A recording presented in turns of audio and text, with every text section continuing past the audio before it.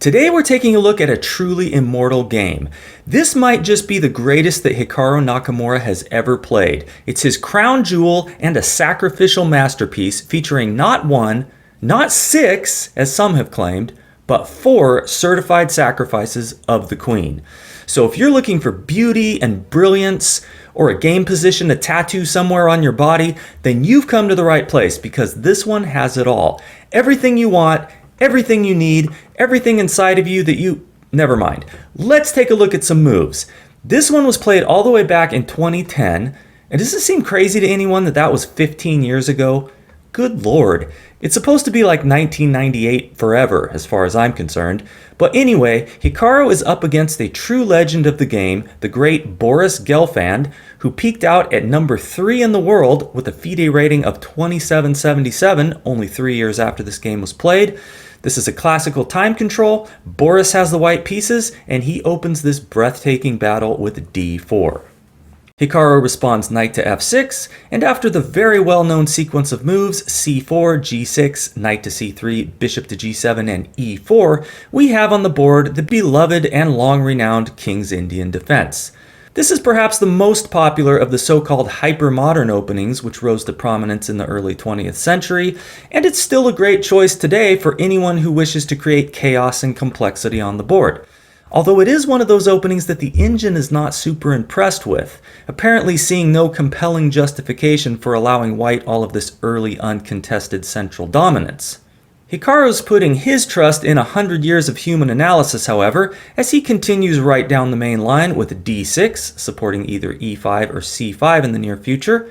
We have knight to f3, castles, bishop to e2, and now e5, getting him some of that center. And in case anyone is wondering, white cannot win a pawn here with d takes e5, d takes e5, queen takes queen, rook takes queen, and knight takes e5, because then black would have knight takes e4 with the discovered attack on the knight. Knight takes f7 doesn't help because of bishop takes c3 with check, b takes c3, king takes f7, and that's all she wrote. In the game, we instead have kingside castling. Now comes knight to c6, inviting white's next move, which is d5, attacking that knight, which now drops back to e7, bringing us to a very well-known position where the central pawn structure is locked, and where white will typically look to make pawn breaks on the queen side with moves like b4 and c5, while black will look to break on the king side, beginning with f5. And if you're wondering why it's that way and not vice versa, well, it's because white is controlling more space on the queen side, whereas black has a bit more space on the king side. Another consideration for white here is that if he were to play f4, this would allow black to trade off his pawn on e5, clearing a diagonal for his dark squared bishop. Play continues knight to d2, adding some defense to e4 in anticipation of f5, which is coming in exactly 2 moves. This also makes way for a possible f3 to add further support. But this move knight to d2 is frowned upon by the engine because it allows black to play a5, preventing white from playing an immediate b4, which is what the engine wanted white to play instead of knight to d2, supporting a quick c5. So after a5, then white would have to first play the preparatory a3, which the engine is apparently viewing as sort of a wasted tempo. Hikaru does not play a5 though, which is the main line, but instead opts for the slightly less common knight to e8, preparing f5 next.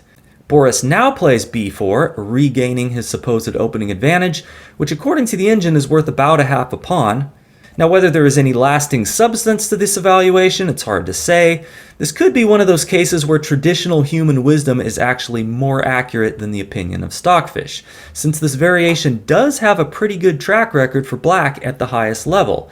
In my database, out of the 25 Grandmaster level games that reached this position going back to about 1980, 10 of those games were won by white, with 10 wins for black and 5 draws. So that's definitely a better than average performance for black, statistically speaking. Anywho, Hikaru now continues with the very predictable f5, Boris plays his c5, the knight is redeveloped to f6, increasing the pressure on e4, we have f3, adding support, and now f4, locking the pawn structure even further, which might not appear very conducive to an effective kingside attack. However, this move does seize more space and prepares to renew the attack with the pushing of the g-pawn, which will be making its way to g4. So everything's looking good. Hikaru's got himself a solid plan. He's still covered by that security blanket of well-known opening theory, but believe it or not, the engine is giving almost a one-pawn advantage to Team White here. Why that is, I don't exactly know, but we're going to try to find out together. Boris continues with a strong move, knight to c4, because why not? The knight's improved its position, now controlling more of the center. We do have g5, and now comes a4, taking more queenside space. It's almost like this game is just playing itself, as if Boris and Hikaru are just spectators watching the inevitable consequences of their earlier decisions unfold. And wouldn't you know it, we get yet another move on the king side with knight to g6. The suspense just keeps building, and if this game were a movie, it just might have to be The Rear Window by Alfred Hitchcock. But if you'd pick a different movie, let me know in the comments. Anyway, Jimmy Stewart now continues bishop to a3. Actually, that's not really correct. Hikaru would have to be Jimmy Stewart here, since he's the one that does end up winning in the end. Sorry to spoil the movie if you haven't seen it, but what's up with this move bishop to a3? Well, Boris wants to keep pushing his pawns with b5 next, but that would remove defense from c5, hence this move bishop to a3, adding defense. The engine is not impressed though, saying that c takes d6 followed by knight to b5, ganging up on black's d6 pawn is much better. Now after Hikaru's very strong response rook to f7, you might be thinking, what's the flipping difference? Can white not still play c takes d6, and after c takes d6, knight to b5 attacking d6 twice, same as before? Well, in this position, because black has played rook to f7, he does not have to defend with knight to e8, but can instead play bishop to f8, which makes a huge difference. A winning difference, in fact. Why? Because that knight on f6 is performing the invaluable function of supporting the g-pawn going to g4 after h5 is played. And that's a pawn break that black really needs to get in before he gets overrun on the queen side. So victory or defeat hangs on just one or two tempi here, as is often the case in these types of positions where both players are attacking on opposite sides of the board. This position was not seen in the game, however, where after rook to f7, Boris goes ahead with his plan of playing b5, activating the dark squared bishop towards the pawn on d6, which is now attacked twice.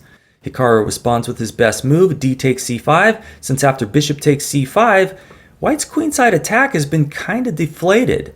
There's no longer any pawn on d6 to target, and what can he really do with these two pawns that's effectively going to counter what Hikaru is about to do on the king side beginning with h5? Now my initial thought was, why not play d6? You know, if black takes, then knight takes d6 is going to be very good for white. But he doesn't have to take. He can play bishop to f8, pinning the d6 pawn to the bishop on c5, which will be captured with check if d takes c7 is played. If white were to play something like bishop to a3, eliminating the pin, then black has bishop to e6, when d takes c7 can be met with rook takes c7, and all of a sudden, black is the one dominating on the queen side, with pressure on the c4 knight, ready to double his rooks on the c-file. So this is not looking good for white at all. Instead, what we have from Boris, after Hikaru's h5, is a5, preparing b6 next.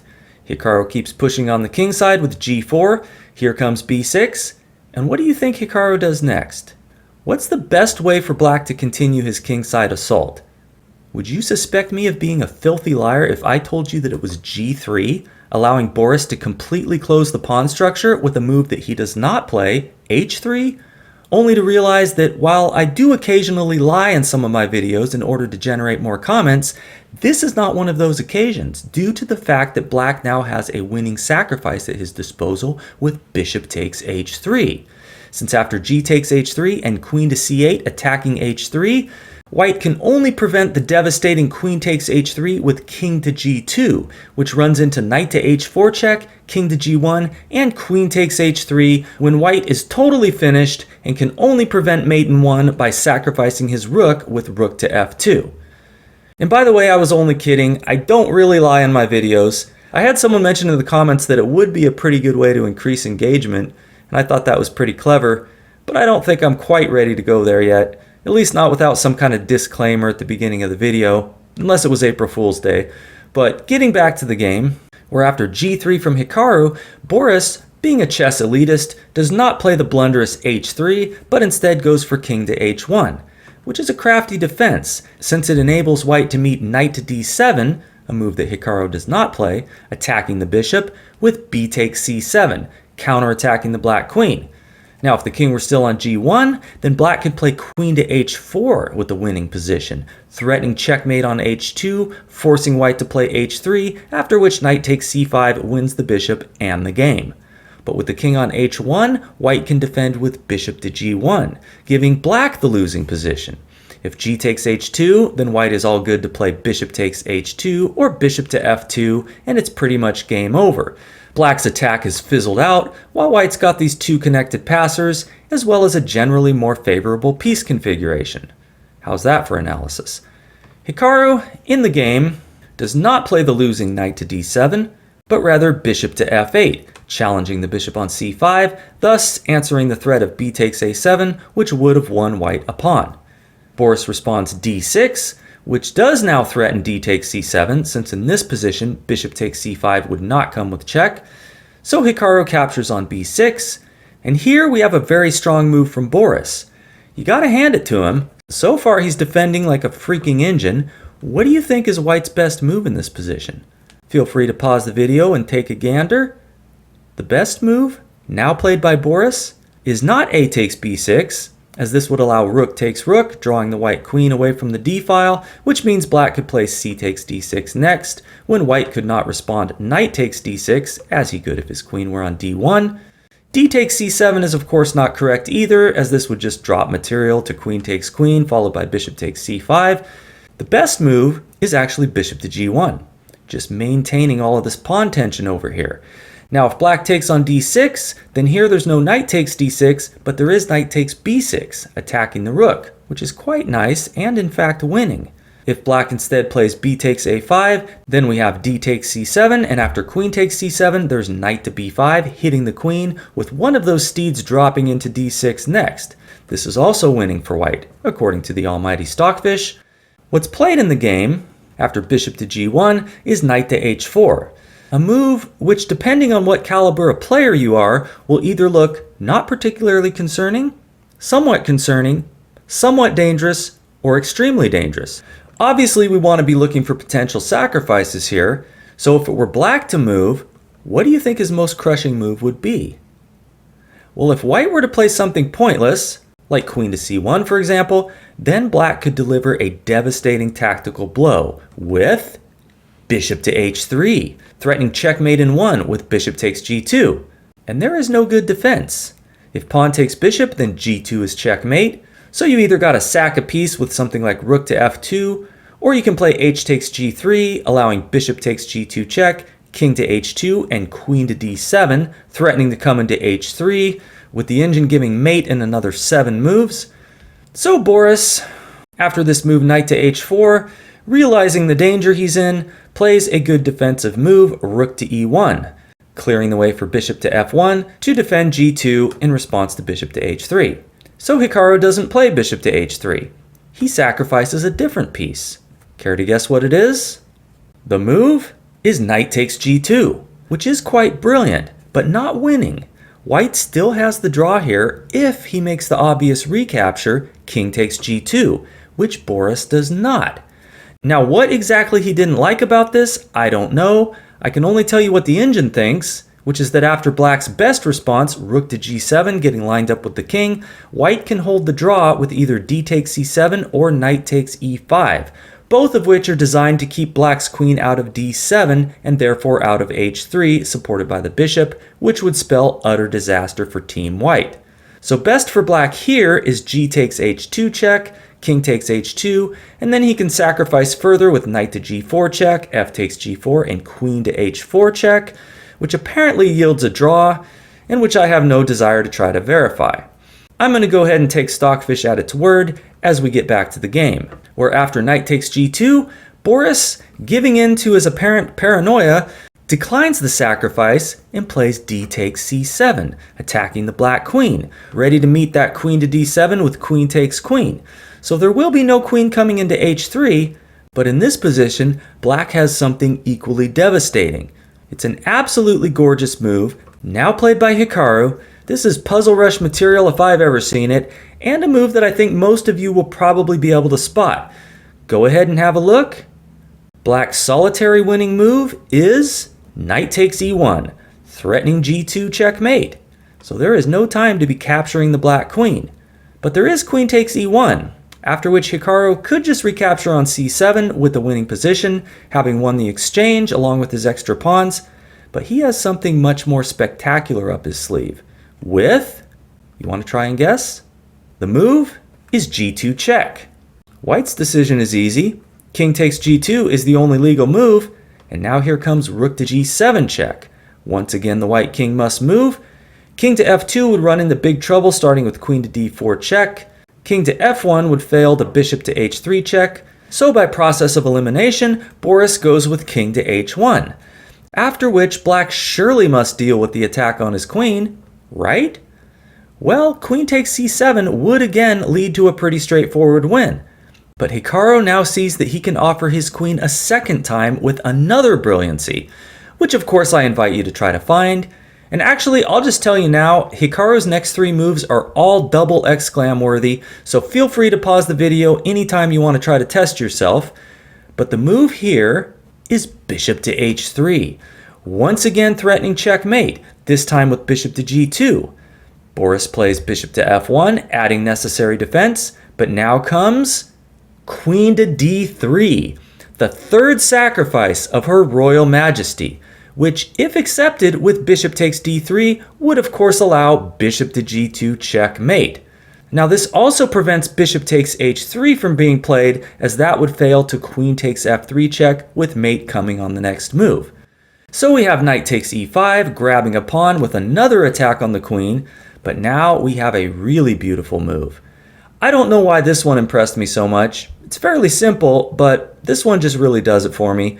It's yet another sacrifice of the queen with bishop takes f1, removing that defender of g2, meaning that knight takes queen will fail to bishop to g2 checkmate.